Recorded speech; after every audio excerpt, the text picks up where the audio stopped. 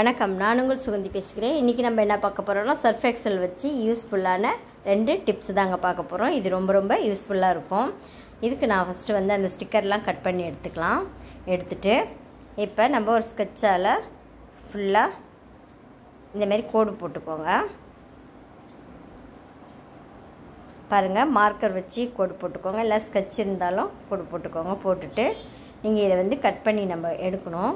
ஷார்ப்பான கத்தி இருந்தால் கட் பண்ணிக்கோங்க, அப்படி இல்லைன்னா கத்தியை ஹீட் பண்ணி கட் பண்ணி எடுத்துக்கோங்க. இந்தமாரி கட் பண்ணி எடுத்துகிட்டு கொஞ்சம் ஷேப்பாக வராது, அதை நம்ம ஷேப்பாக அதுக்கப்புறம் கத்திரிக்கோலால் அழகாக ஷேப்பாக கட் பண்ணிக்கலாம். பாருங்கள், நான் இந்தமாரி கட்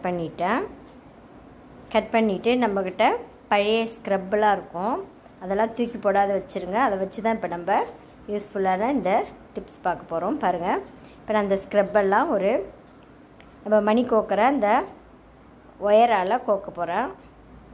ஒயர் கோக்கும்போது உங்களுக்கு ஈஸியாக இருக்கும். அப்படி இல்லைன்னா நீங்கள் டொயின் நூல் வச்சு ஊசி நூலால் டக்குன்னு கோத்துக்கலாம். ஊசி விட்டிங்கன்னா கோத்துக்க முடியும், வெறும் நூலால் கோக்க முடியாது, கொஞ்சம் கஷ்டம். இப்போ நான் ஒயர்ன்றதுனால அப்படியே கோத்துக்கிறேன். இப்போ நான் 3 ஸ்க்ரப் எடுத்திருக்கேன், 3த்தையும் கோத்துக்கிறேன். அந்த ஒயரில் கோத்துட்டு அந்த கைப்பிடி வர்ற இடத்துல அது உள்ளே விட்டுடுங்க. பாருங்கள், விட்டுட்டு இந்த பக்கமாக எடுத்துகிட்டு இப்போ டைட்டாக முடிச்சு போட்டுங்க. ஒரு 2-3 முடிச்சு போட்டுக்கோங்க. இல்லை மெலிஸ் கம்பி இருந்தால் கூட நீங்கள் அதை கட்டிட்டு கம்பி உள்பக்கமாக அதை முறுக்கிறத உள்பக்கம் தள்ளிடலாம், கையில் குத்தாத மாதிரி. பாருங்கள், ரெடி ஆகிடுச்சு. இது நம்ம டைல்ஸு, கிச்சன் டைல்ஸ் எல்லாம் கூட தேய்க்கிறதுக்கு யூஸ்ஃபுல்லாக இருக்கும். இது ரொம்ப யூஸ்ஃபுல்லான டிப்ஸாக இருக்கும்னு நினைக்கிறேன். ரொம்ப ஈஸியானதும் கூட.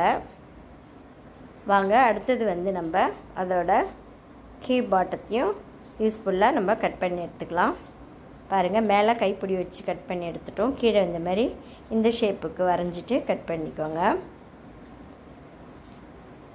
பாருங்கள், இந்தமாரி ஃபஸ்ட்டு கத்திரிக்கோலால் கட் பண்ணிட்டு திருப்பி கத்தியால் கட் பண்ணி எடுத்துக்கோங்க. கட் பண்ணும்போது கொஞ்சம் கையெல்லாம் பார்த்து கட் பண்ணிக்கோங்க. பாருங்கள், ஒரு ஷேப்பாக கட் பண்ணிக்கலாம். பாருங்கள், கட் பண்ணிட்டேன். இதுக்கு இடையில நம்ம நடுவில் இந்தமாரி கோடு போட்டு கட் பண்ணிக்கோங்க. அதாவது நம்ம இது வந்து டேப்பில் மாட்ட போகிறோம், அதுக்காக அந்த இடத்தையும் கட் பண்ணி எடுத்தாச்சு. நம்ம தண்ணிலாம் வடிகிறதுக்காக ஹோல் போட போகிறோம். நீங்கள் ஷார்ப்பான ஆணியோ ஏதோ இருந்ததுன்னா அடுப்பில் ஹீட் பண்ணி ஹோல் போடலாம். இது ஷார்ப்பான கத்தின்றதுனால் நம்ம இதிலே நான் ஹோல் போட்டுக்கிறேன். அது ஃபுல்லாக ஹோல் போட்டுக்கலாம். இது நமக்கு 2 முறையில் யூஸ் ஆகும். ஒன்று இந்த கருவேப்பிலை, காய்கறி, சாப்பிட்ட இதெல்லாம் அதில் போட்டுக்கலாம்.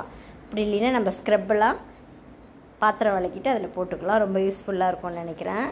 இந்த 2 டிப்ஸுமே உங்களுக்கு ரொம்ப பிடிச்சிருக்கும்னு நினைக்கிறேன். நன்றி, வணக்கம்.